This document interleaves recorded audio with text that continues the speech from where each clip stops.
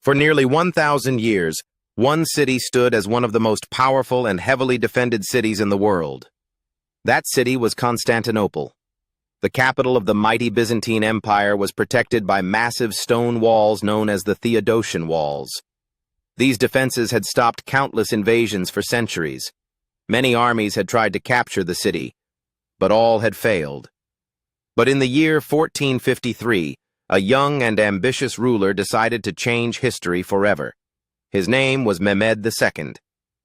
At just 21 years old, Mehmed dreamed of conquering Constantinople and making it the capital of the expanding Ottoman Empire. Determined to succeed, Mehmed gathered a huge army of nearly 80,000 soldiers and surrounded the city. Inside the walls, the Byzantines had only a few thousand defenders, desperately preparing for what would become one of history's most famous sieges. But Mehmed had something no previous attacker possessed: massive cannons. These enormous weapons, some of the largest ever built at the time, fired giant stone cannonballs capable of smashing through the ancient walls that had protected the city for centuries. Day after day, the Ottoman cannons thundered against Constantinople's defenses. The ground shook as sections of the legendary walls slowly began to crumble. The siege lasted for weeks. Both sides fought fiercely, knowing the fate of the city was at stake.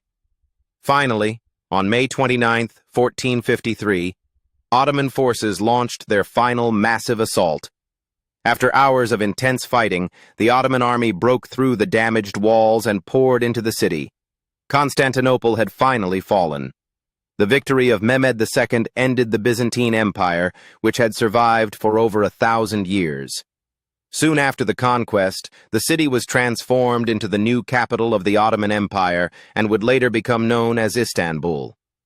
The fall of Constantinople did more than just end an empire. It changed the course of world history, marking the end of the medieval era and the beginning of a new age.